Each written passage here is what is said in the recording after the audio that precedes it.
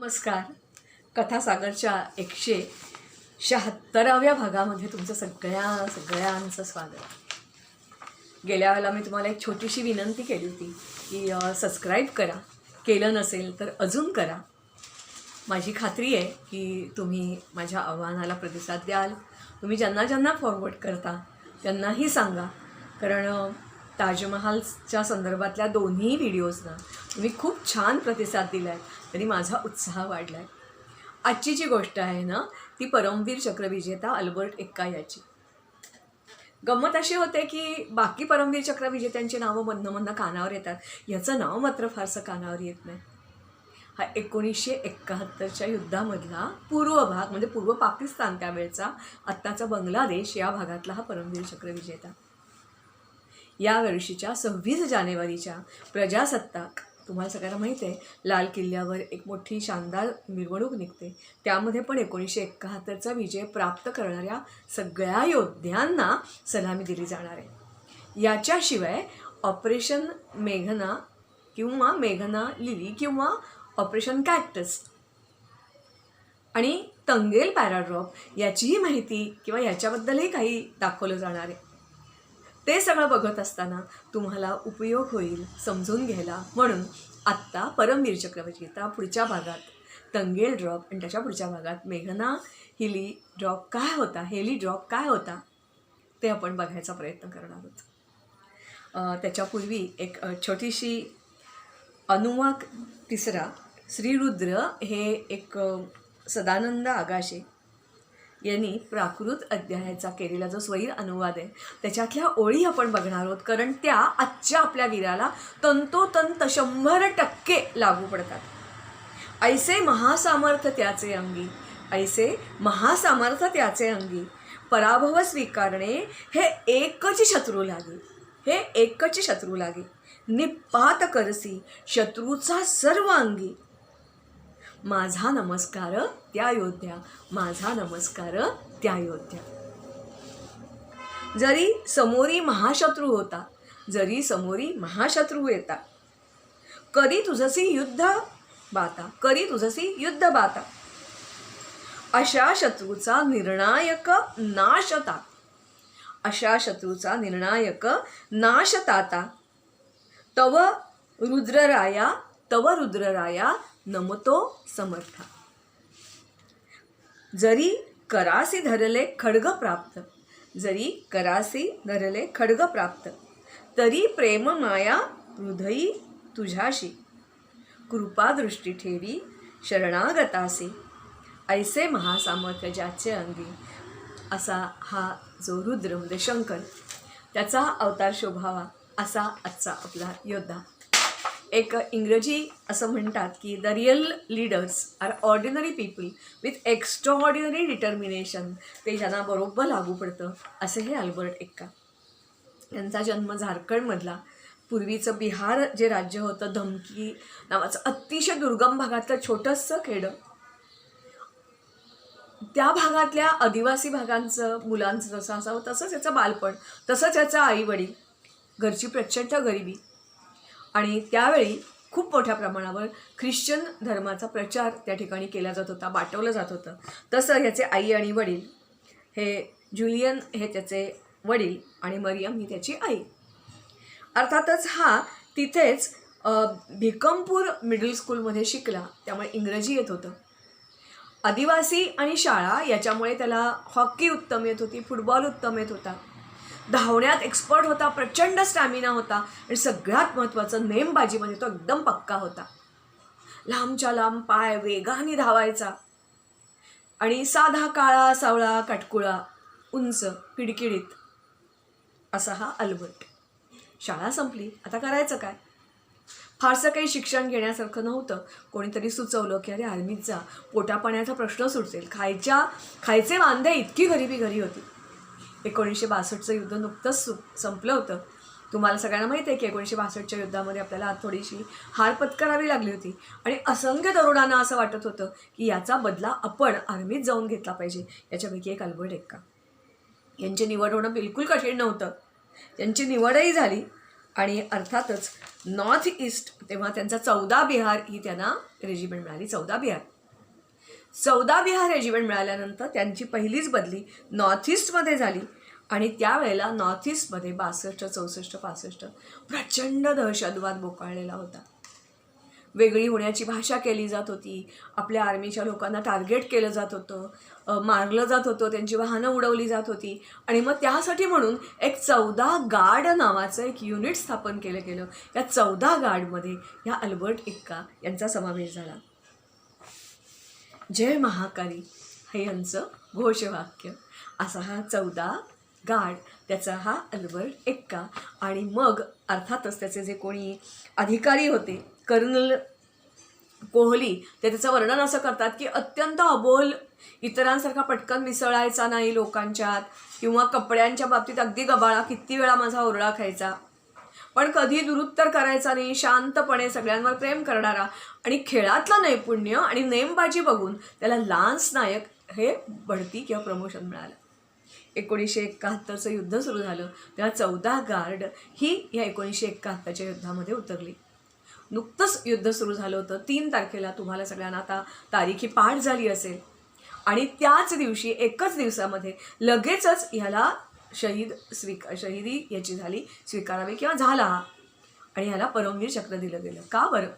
इतक्या सुरुवातीलाच काय यांनी असा पराक्रम केला? तर पूर्व पाकिस्तानमध्ये, म्हणजे आत्ताच्या पश्चिम पाकिस्ताननी, जनरल नियाझी होते, त्यांनी फोर्ट नीती, फोर्ट म्हणजे किल्ला, जागोजागी महत्त्वाची जी दळणवळण केंद्र आहेत, रेल्वे स्थानक आहेत, आणखीन काही आहे, त्या ठिकाणी किल्ला सदृश्य अशी त्यांनी सगळी बांधणी केलेली होती. तसंच गंगासागर या भागामध्ये त्यांनी, गंगासागर हा भाग कसा आहे, सगळा दलदलीचा आहे. बंगालमध्ये आधीच नद्या खूप, पाणथळ जागा खूप, भात, केचरं आणि अत्यंत दलदलीच्या भागावर एका टेकडीवर या गंगासागरमध्ये यांनी आपलं किल्ला सदृश्य अशा प्रकारचं एक ठाणं बनवलेलं होतं. अनेक आजूबाजूच्या इमारती ताब्यात घेतल्या होत्या. पिलबॉक्स बांधलेले होते. पिलबॉक्स म्हणजे मोठमोठे बंकर असतात सिमेंटचे, त्याच्यावर बॉम्ब पडला तरी तो पटकन आत घुसत नाही, एवढे स्ट्रॉंग बंकर्स त्या ठिकाणी बनवलेले होते. अनेक इमारतीमध्ये आसरा घेतलेला होता. हे औद्योगिक शहरसुद्धा होतं, श्रीमंत शहर होतं.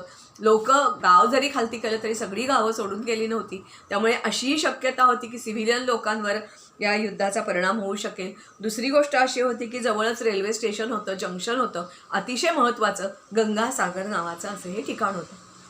त्यांची कल्पना अशी होती की गंगासागरला टक्कर देता देता भरपूर दिवस जातील, 4-5 दिवस तर इथेच त्यांचे मोडतील, त्यांना पुढे जाताच येणार नाही. तोपर्यंत आपल्याला कांगावा करता येईल, इंटरनॅशनल याच्यामध्ये मंचावर भारताविरुद्ध तक्रार नेता येईल, भारतावर दडपण वाढवता येईल आणि भारताला बोलणी करायला भाग पडेल. युद्ध वगैरे काही होणार नाही, ढाका आणि बंगाल आपल्या देशात, आपल्या भागातून जाणार नाही, अशी ही फोर्ट नीती. या भागामध्ये अल्बर्ट एक्का होता, अल्बर्ट एक्का होते. समोरच्या बाजूला त्यांचं निरीक्षण पोस्ट होतं आणि त्या ठिकाणी साधारणपणे 120 लोक त्या ठिकाणी पहिल्यांदा या गंगासागरच्या इथे करणार होते.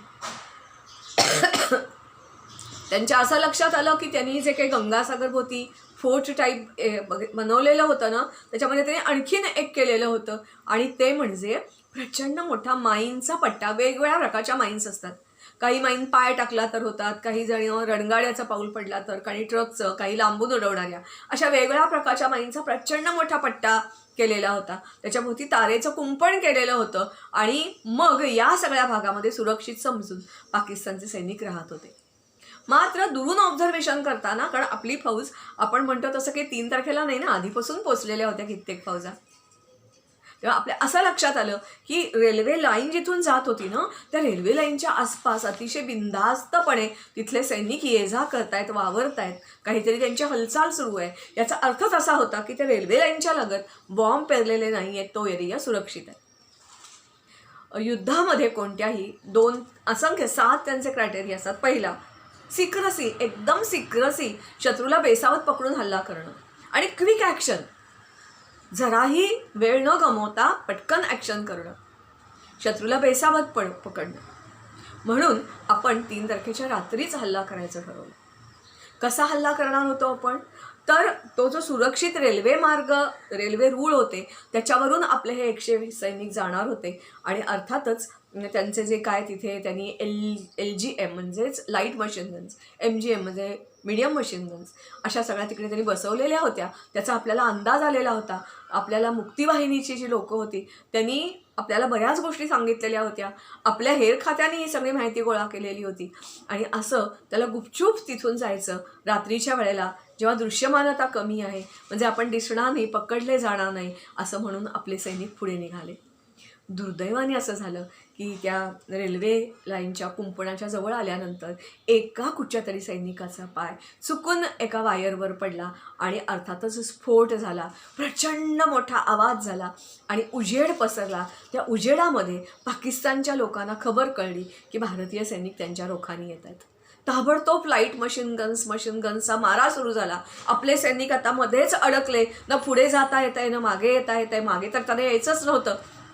जीवाची बाजी लावून, जीवाची पर्वा न करता मधून जायचंय. जरा इकडे पाऊल पडलं तरी माईन आहेत, जरा इकडे पाऊल पडलं तरी वायर माईन त्यांनी पसरलेल्या होत्या. अत्यंत न दिसणाऱ्या, रात्रीची वेळ, अंधुक प्रकाश होता, तरी त्याच्यातून आपले सैनिक जाऊ लागले. कित्येक जखमी होऊ लागले.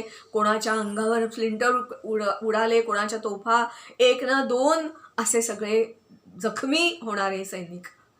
अल्बर्ट एक्का त्यांच्यापैकीच एक हळूहळू हळूहळू हळूहळू पुढे जात जात त्यांना एकच माहिती होतं की माझ्या सैनिकांचे प्राण मला वाचवायचे. दुसरी अशी गोष्ट की मला एम काय दिलाय, गंगासागर जिंकायचं, माझं काहीही हो. तिसरी गोष्ट अशी होती की तिथल्या ज्या LGM आणि MGM आहेत त्या मला बंद पाडायचे आहेत आणि बंकर तर स्ट्रॉंग आहेत, त्यामुळे मला बंकरच्या आत जाऊन काहीतरी करायला हवंय. जीवाची पर्वा न करता ते हळूहळू पोट जखमी असं पसरत सरपटत जाताना सगळीकडे जखमा झालेल्या होत्या. छर्रे अंगावर उडलेले होते. तसेच हे एका ज्या ठिकाणी LGM ठेवली होती त्या ठिकाणी पोचले. तिथे पोचल्याबरोबर त्यांनी हातातला हँड ग्रेनेड होता तो आत फेकला.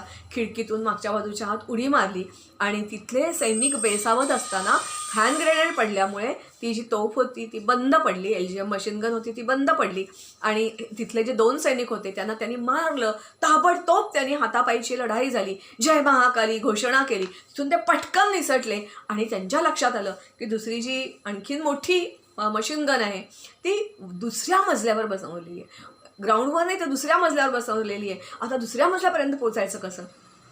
तर मी आधीच बघितलं आपण की हे आदिवासी होते. चढणं उतरणं, झाडावर चढणं हा त्यांच्या हातचा मळ होता. कित्येक वेळेला मोठ्या मोठ्या झाडावर चढले, ते उतरले, ते उड्या मारल्या त्या. यांना काहीच कठीण नव्हतं. त्यांनी त्या इमारतीच्या पाईपच्या मागच्या बाजूनी पाईपवरून सरासर वर चढले आणि खिडकीतून आत उडी मारली.